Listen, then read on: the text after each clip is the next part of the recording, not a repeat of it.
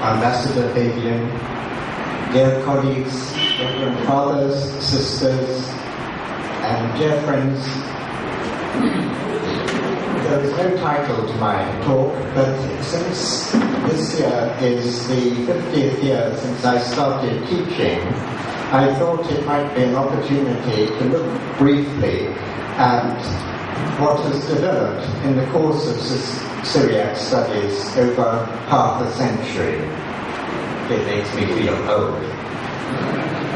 When I was a student, Syriac was considered simply as an appendage to biblical studies, which only a few people went on to. And more important, there was no connection with the living tradition of the Syriac churches of West Asia and of India. Now, in these and various other respects, there have been huge changes for the good. First of all, other disciplines now take an interest in Syriac. Patristics, late antique history, early Islamic history, and so on. Equally important, or more important really, is that there is much more cooperation now between universities and the Syriac churches. The rate at which Syriac studies have developed at an academic level can be quite readily seen by the periodic bibliographies of Syriac studies that appear in Parole de Dorion, published by the University of Saint-Esprit at Kazlik.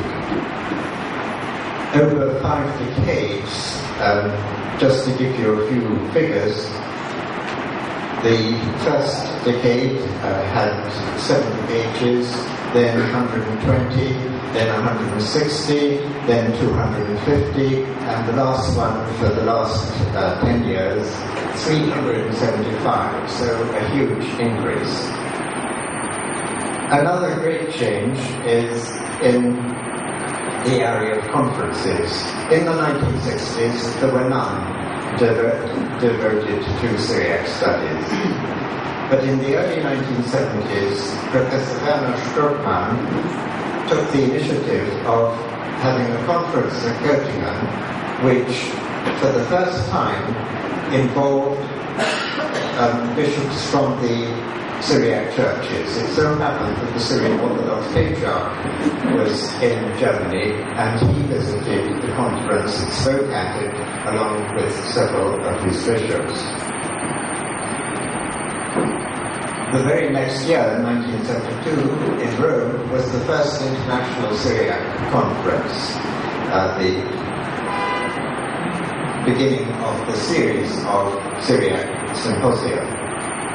And then 1973, an initiative was taken in Iraq, Baghdad, to celebrate the 1600th anniversary of St. Ephrem's death, along with Kottayam ibn Ishaq, who also died in the 73 of several centuries, half a millennium later.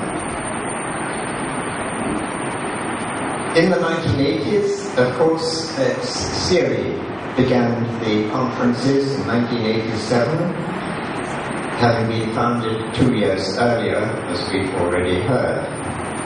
And it wasn't until the 1990s that conferences in Syriac studies really got underway.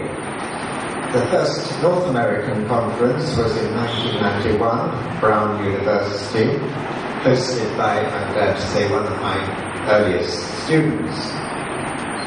And then, in the middle of the 1990s, 2 series of Lebanese Syriac conferences took place, some by Kazlik, Université Saint-Esprit, and others by the Centre d'études et de recherche orientale at Antalya. And at the end of that decade, 1990s, we had the first Deutsches Zoologische Symposium. When we get into the present century, right in 2000, was the first of the annual conferences in Toronto in Canada. 2 years later, the annual conferences in Milan, the Ambrosiana, and then the very next year, 2003, the first of the Société d'études Syriac annual conferences in Paris. And also in America, we have the initiation of the Beth Mardotho conferences and the Students' Du Rocher conferences. And then there have been particular topics, the Shitta Institute, on biblical topics, the conference in Stockholm on St. Ephraim, and 1600 anniversaries of supposed birth date, and 2 conferences in Aleppo, hosted by our Gregorius Ibrahim, who, alas, no one knows what his fate is. He hosted conferences on Jacob of Edessa and on Bar Iberoio. And then, only very much more recently, are the annual conferences of Syriac in Germany and elsewhere in Western Europe. So, a huge change. There are so many conferences now, it's difficult to choose where to go. You could spend your whole life on them if you wanted. Needless to say, there have been a large number of publications of new texts and also better editions of old ones, and I will simply mention here a very important development, the publication by Don Edmund Beck of the critical edition of St. Ephraim's poems, which hitherto one had to rely on a very poor edition from the 18th century. Don Beck's achievement in really just under 25 years, it's quite amazing what he did, and anyone who works on St. Ephraim is eternally grateful to him. Very recently we've had, for the first time, an encyclopedia of Syriac tradition, the Gorgias Encyclopedic Dictionary of the Syriac Heritage, published in 2011. And another great event is the English adaptation of Brockelmann's famous Lexicon Syriacum by Michael Sokolov, that was in 2009.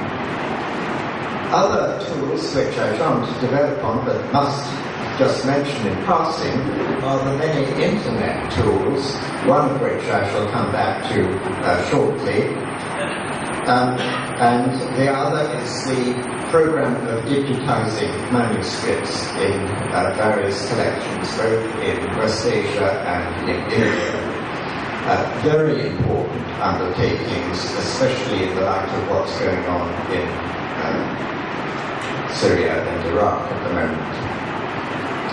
Now, I'd like to look at a few topics. This, of course, will be very selective, and I shall choose 3 topics which I hope will be of interest, particularly here in India. First of all, biblical. For the Old Testament, the Peshitta Institute in Leiden undertook the critical edition of the Peshitta Old Testament. The sample edition came out in 1966, and so far 14 volumes have appeared. It's not quite complete, but it's going on towards completion. And accompanying this, the Peshitta Institute provided a concordance to the Pentateuch, and Professor Strootman, I mentioned earlier, provided a concordance to virtually the whole of the Peshitta Old Testament in a large number of volumes.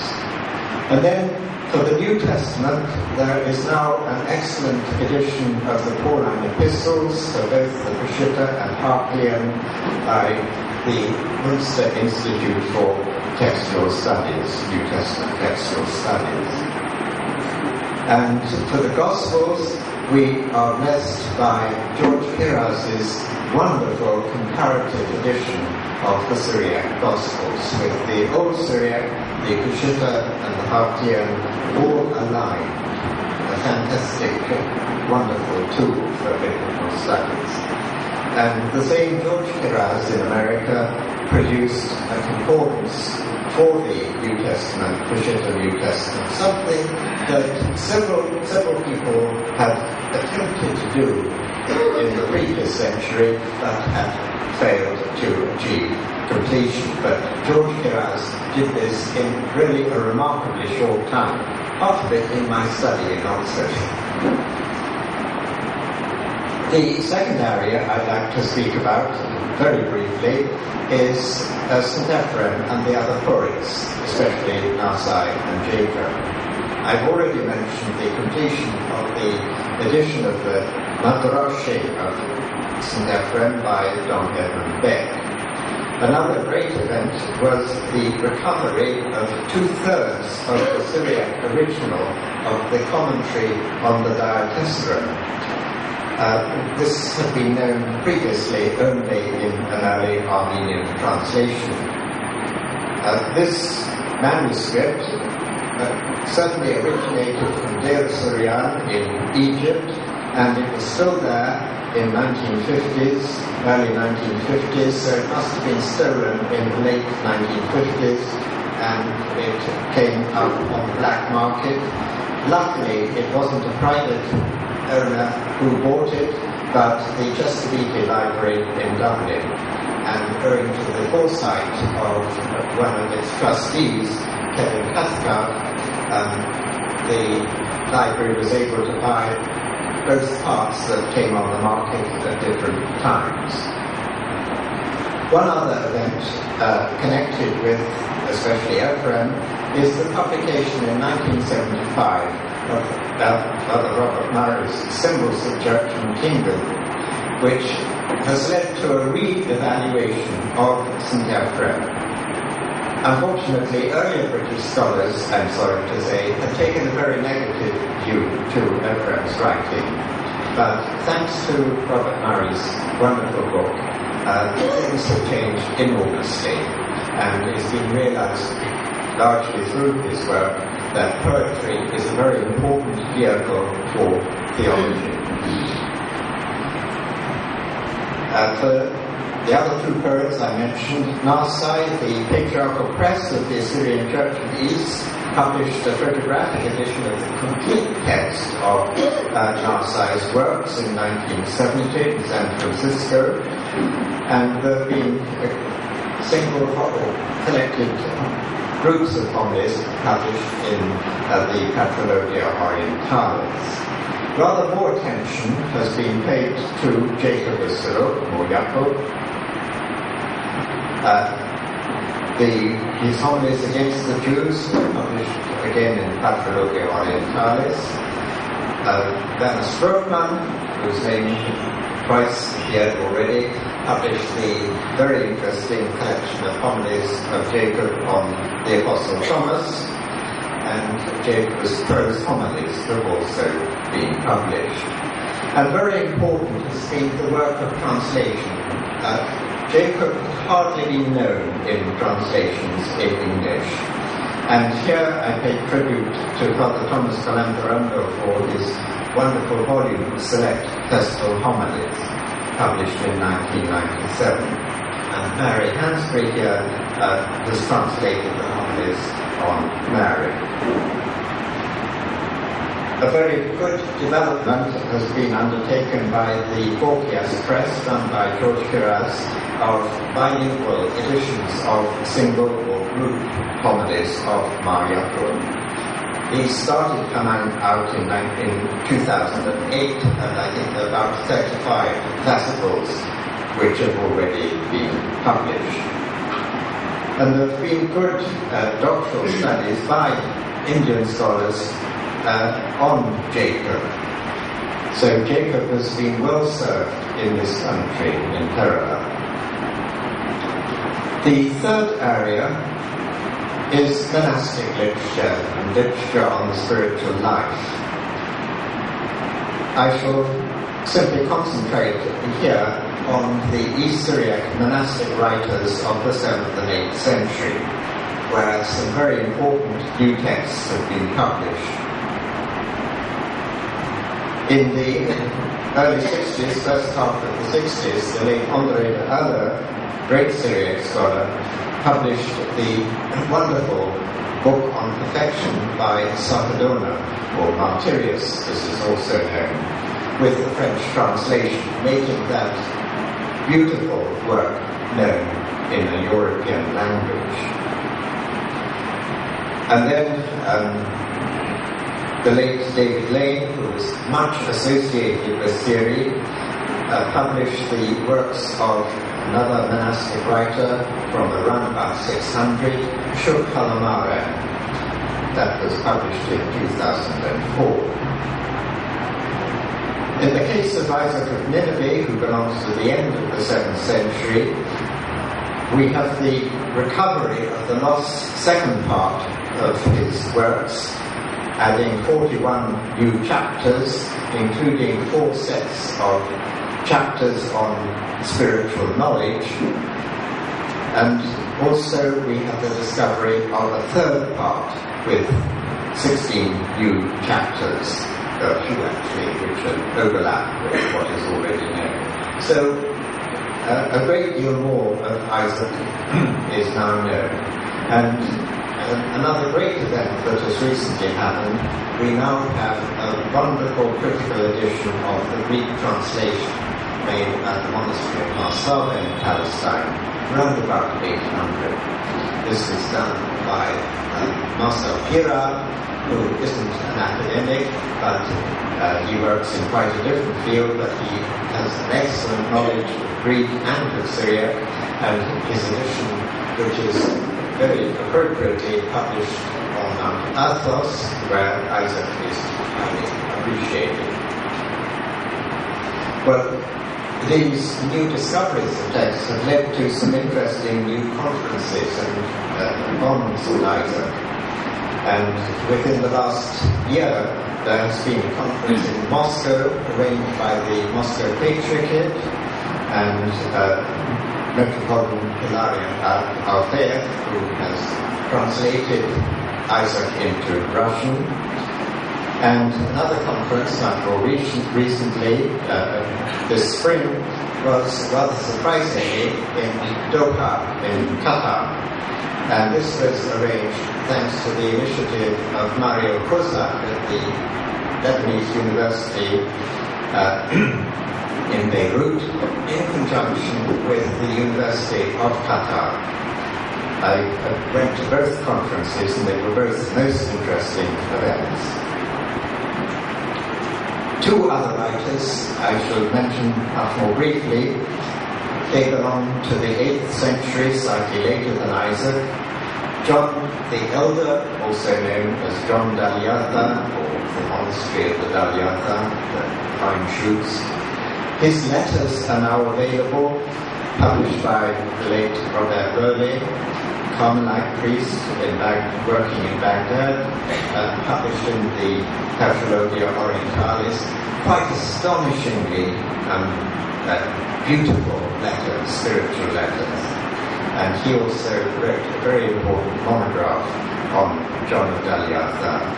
And we're fortunate in having an English translation of the letters by Mary Hansbury, who's done great services in translating. We also now have part of the homilies, and this was done by someone from, a sister from Iraq, Nadira Khayat, published in 2007, and I hope eventually she'll be able to publish the rest. And then the last writer, Joseph the seer, his very important letter on the 3 stages of the Syriac life has been now published with a French translation.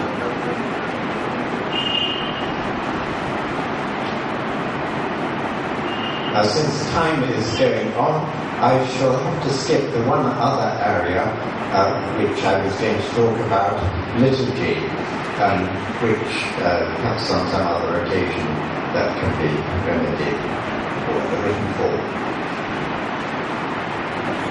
So I come to a conclusion the conclusion is that much remains to be done.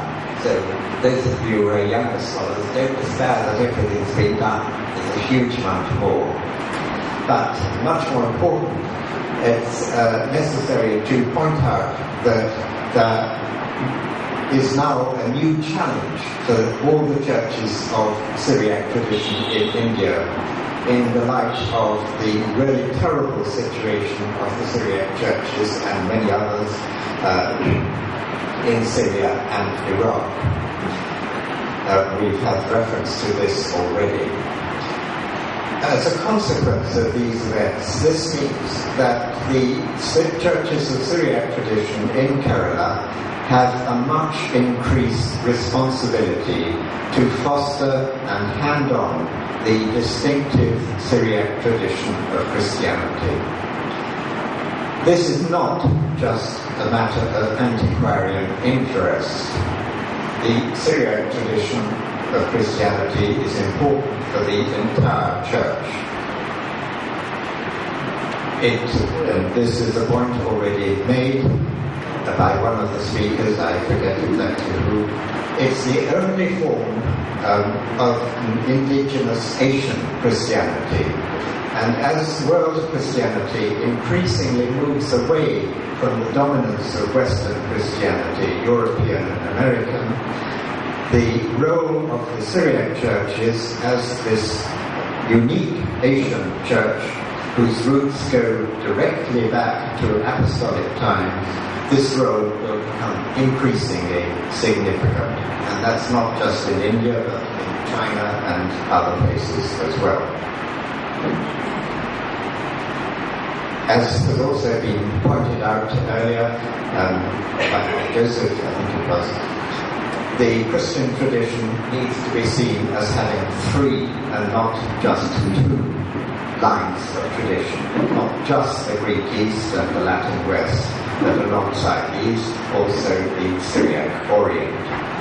And just as a table can only stand firmly when it's got three legs, and it won't even stand up at all if it's got just two, so too, so as well, I think that Christianity, in order to be properly balanced, needs to stand on these three different traditions, each of which has something valuable to offer to the other two. In practical terms, this increased responsibility that Syriac churches in Kerala now have means that much more attention needs to be given to these churches' Syriac heritage in schools and especially in seminaries. It's very gratifying to learn that the Martona Church has reintroduced the teaching of Syriac in their seminary. That is a wonderful turn of events for good. What is urgently needed is that each of the Syriac churches in India needs to ensure a regular supply of persons with a good knowledge of the Syriac language and of the riches of the Syriac tradition.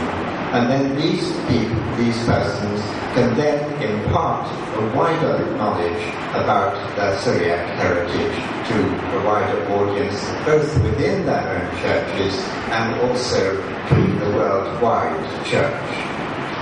Now, in this context, Seeri, with its quarter century of experience, can serve as an invaluable resource. And another very important resource lies in the technological abilities of the younger generation. And this morning I learnt about the wonderful work that is being done by Asrani.org. And tomorrow you can hear more about this in the paper by Sunish George Alumkar.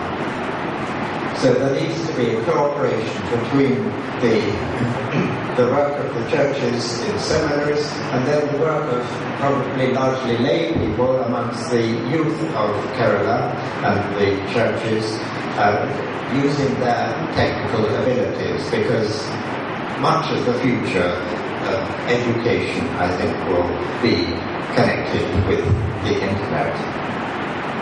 So, just as the Olympic torch is handed over from one winner to another, so today, owing to the terrible situation of the Syriac churches in West Asia, the torch of the Syriac tradition is being handed over to the Syriac churches in India.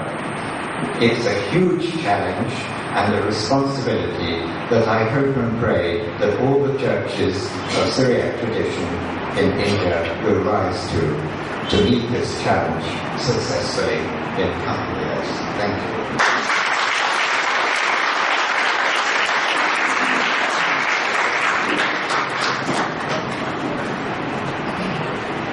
Dr. Brock, thank you for your keynote lecture.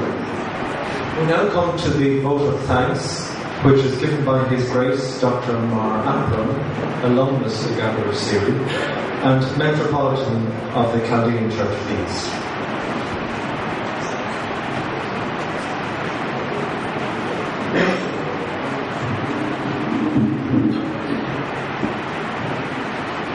Your graces and friends, it is my privilege to propose a vote of thanks. I think our director put my name in the first meeting itself to make sure that I come from the start of this conference. Because some of these bishops are like me, so many other things, and we will find some excuses. We will say we will come the second day, third day. But I looked at the program and said, no excuse, the first meeting I have to be there. And I have done the same duty in previous meetings, I think, seminars.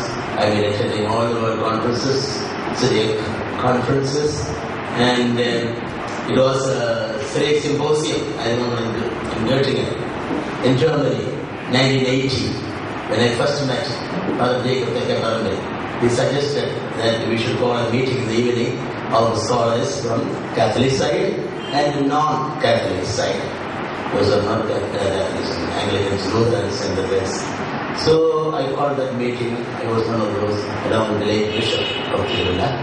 We called a meeting and suggested that we should have one united effort of an institute to promote language, Syriac studies. Because everywhere they say there should be one in my church, there should be another one in another church, and there is a lot of rivalries. Some people also were asking me when we started this, they said, why do you go for this West Syriac studies? Well, we must have one for East Syriac only. I said, no, we should have both together, then only we can learn something. And the Center of Faith, whose name was given to me, also both traditions claim him. We don't know the answer because he was West Syriac or East Syriac. He is used, his poems are used, both traditions equally important in our worship and all that. So I am glad that we started this Seeri, and it is the plan in 1980 there, and by 84, 85 we opened this, and miraculously I must say we got the support of all the Syrian churches in Kerala especially, because nobody stayed away. They said, okay, we are there, we don't have any scholars, but we will work together. And if we don't have scholars, then we will try to produce scholars. That's why we started courses from 1995 onwards. We started MA and PhD courses at the same time. And I said I am also busy with so many things, but I will attempt. That is how I worked from 1995 to 2000 on my doctoral dissertation. The first one under Seeri, under Mahatma Gandhi University of Syriac Studies. Of course, they had a difficulty. They were asking what is the name to be given for this kind of course in Syriac. PhD is given to other subjects. I said it's the same. This is another language. So this is the PhD. Anyhow, I thank God I had the privilege to complete that course because after I finished the first doctorate, I said I will never attempt another because it was too difficult. I said finished with it. But I did throw away all my notes, but I kept some notes with me. Actually, some notes which I had prepared 53 years ago in England when I was a young student. And all those notes also became helpful when I registered for Syriac PhD in University.